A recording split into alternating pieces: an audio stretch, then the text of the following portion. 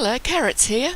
Welcome to episode 13 of Generation 1 of the Perfect Genetics Challenge.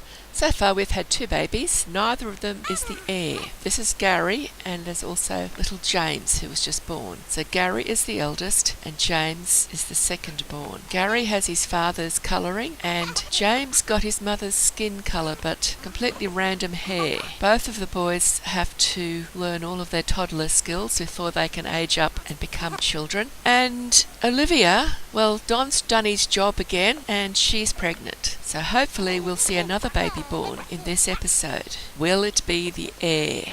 So congratulations, Gary has now completed his peg box training. We'll be aging him up as soon as we can, but he's got to do all of his toddler skills and then he will have to read all 9 toddler skill books. Here's Don having his breakfast. He seems to have taken over the major part of the child rearing duties. Olivia is having the babies, and when she has had a baby, she goes straight back to work, leaving Don at home to take care of them. The game decided to do it that way. That wasn't my idea. The nursery leads in off the bedroom. And I've done a bit of expansion since the last episode, I think. I think that extra room outside the kitchen might have already been there last episode, but now I've added a much bigger area for the nursery, and I have bought a new cot because there's going to be a third baby shortly. The garden is still there and it's still quite small. The 2 of them can manage to maintain it as well as looking after the toddlers at this point. Gary's already been potty trained. Somebody better clean that mess up. Must have been a full potty already before he used it. That's why it's run over onto the floor. Little James is sleeping in his cot. He's got his bottle now and then he'll go to sleep. Oh.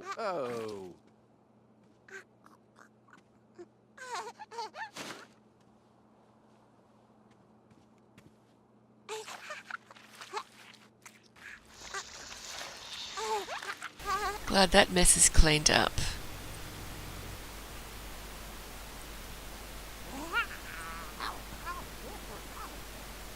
Don's been an excellent father. He takes great care of all the kids, all the little toddlers. They're not babies for long. We age them up as soon as possible because we want to see if we've got an heir each time. I'll age up the toddlers as soon as they've learnt all their skills and read all of their books.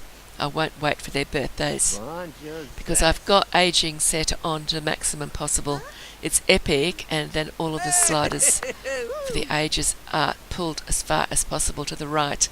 It would take us years, literal years, to get through this challenge if I didn't age them up with cakes. It's almost as bad as having aging turned off, except that with it set like this, the townies are aging very slowly. And I'll continue skilling Olivia and Don as well. But when they've finally got an heir and they're no longer engaged in child rearing activities, I will let them concentrate on achieving their own lifetime wishes and various goals before I age them up. However, when it's time to age up the heir to young adult, I will age Olivia and Don up to adult. And when their heir gets aged up to adult, then I'll age Olivia and John up to elder. And I'll try to keep them all on the same lot. I can have a lot of Sims in my household because I've got mods, and the mods will let me have more than 8 Sims in the household. So Olivia is good with her children too. She's teaching little James how to walk at the moment. So these 2 have been very lucky in their parents. Although their mother doesn't like children, she loves her own babies. She's always there for them whenever they need her. And sometimes she just goes in there to toss them in the air and tickle them just because she wants to. And I do wish she didn't have that hair. That's something the games decided to give to her. It's not the style I chose at all. Her actual hair is supposed to be a lot shorter than that. At least the colour hasn't changed, so long as I don't try looking at the actual numbers. I've discovered that each hairstyle, although the colour is the same, you get different numbers as the average. That summer gnome hasn't done much, just sat out the front all the time. But summer gnomes are like that quite often. I've made the nursery very colourful. It's got all sorts of wallpapers and things on it. It seems to be her pregnancy hair. And I don't think you're supposed to take a pregnant semen to create a sim without risking losing the baby. I'm not going to try it anyway, so we'll just have to put up with her having that horrible hair. It's not horrible hair, just not her hair for her pregnancies. Her tummy's growing.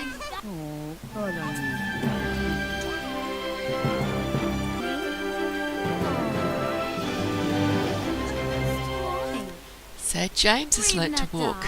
Congratulations, good on you, little James. I've had to lock those doors to stop the toddlers from going out to the puddle by themselves. I couldn't lock the parents out of the nurseries though, so parents can still take the toddlers down to the puddle if the toddler gets a wish to play in a puddle. So I do still have to keep an eye on them, but not as much of an eye on them as I did before, with toddlers constantly heading off down to that puddle. Of course I could cure out the puddle by simply turning off rain. So I've put this barbecue area out here, but that fridge, which is supposed to be the barbecue fridge, it has the same contents as the fridge indoors, so she's decided to eat out here. I decorated it up with all sorts of flowers and things. Some of them came with the game and some of them are custom content, so it's a bit of a mixture. Hopefully she feels better after that meal, and now she's back for some more toddler training. So she's quite happy with James and he's happy with his mum. Was a quick look at us, and now she's going to teach him how to talk. We won't watch the whole process. So she's starting teaching him to talk now. And he's learning about rocket ships too. He's gradually getting his talking skill going. Much later, and many subjects of instruction later, he's almost there with his talking. But in the next room, Gary's woken up, and it's getting dark, I think. Must be night time outside. And Gary's starving, of course, and he thinks if he doesn't get his bottle right now, he's going to absolutely die of starvation. This game gives her some really weird pregnancy clothes. She's got flippers on now to do some gardening. James is out in the garden playing with his toys. He must have finished learning how to talk. And there's Don harvesting some flame fruit. You can tell by the glow. And Olivia is planting seeds in another part of the garden while baby James just plays with his imaginary friend. And there's that ghost gnome, the gnome of the darned. That's the gnome that gets all the ghosts to visit their house. If you've got one of those gnomes, you've got ghosts. And here is Don teaching Gary how to talk. Football is the subject of the moment by the look of it. And then Olivia takes over and starts teaching Gary how to talk. Just think, if Don had been the founding sim, he would have got his heir with the first attempt, because that Gary is the image of his father. He's got the skin and the hair. I didn't check the eyes. Maybe he might not have been the heir, because the eyes have to match as well. But as it is, we've got to get Olivia's hair and eye colour, which means that she's pregnant with a third baby now, in the hope that this time she'll get a girl, because she's got 2 boys already, and I'm hoping for a girl. I really want a girl. And we want a girl with that pink and purple and blue and yellow coloured hair and pinkish purple eyes. But whatever the next baby is, they all have to learn to talk. And there's one of those ghosts that was invited to stay for a while by the gnome of the darned. I haven't seen her before. And there she is, eating at the table. All those ghosts eat their food, and Olivia's had to go outside to the barbecue area. Hopefully it's not too cold out there, because it's sort of open. It's only got archways. So I think the weather will, the temperature, I don't think it's counted as indoors, I'm not sure. That gnome has moved. The summer gnome has come inside. It's raining outside. Must have got too wet. It's not summertime anymore in the game. It's autumn now. Fall. Her tummy is getting bigger in that outfit. Don's having something to eat. Everybody's hungry. That birthday cake from James's birthday has lasted well. But then it was only a few days ago that James was born. And we had cake there from Gary's birthday as well. You can hear the ghosts hooing in the background. That garden's getting quite full, isn't it? I like having the garden just outside the nursery like that, where so you can see what's going on in the garden, and the parents can keep an eye on the children while they're working in the garden. That ghost is back out there playing in the sprinklers now. Uh-oh, somebody escaped. He must want to play with a puddle. There goes James. He's heading for the big puddle down the back. No parent put him there. He did it himself. I think I'll tell him to go back inside the house. I don't want to have to get Olivia or Don wet to come out and rescue him, because whoever comes out there is going to end up being soaked. He can walk, so off he goes. He toddles back to the greenhouse. He must have escaped through the greenhouse door, because I've got the nursery doors locked. I'm almost sure of that. He's heading back towards the greenhouse door anyway. And Don's all excited again. Panic time. Baby's coming. Let's forget about all the other babies in the house. There's one coming new. Let's go to the hospital. That tummy of hers is pretty big.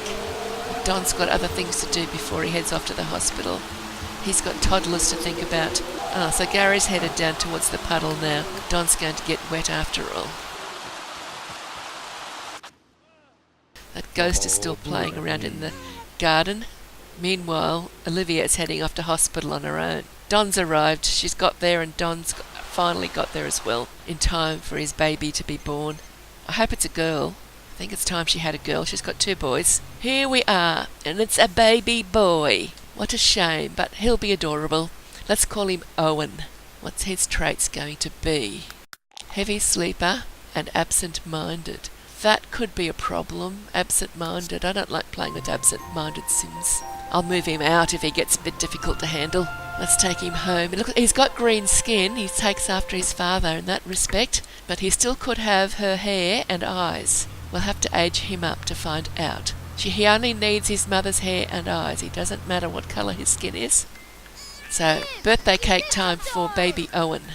And putting the cake outside in this little barbecue area means there's plenty of room to film him being aged up. It sounds like someone's got to go to work. I bet that's for Olivia. She's had the baby. She's got to go to work straight away. The game pushes her to work as soon as she comes home with a new baby. There's a car horn honking out the front just a minute ago. But she can ignore that for the moment. She's got a baby to have a birthday. Don's all excited now. Blow out the candle.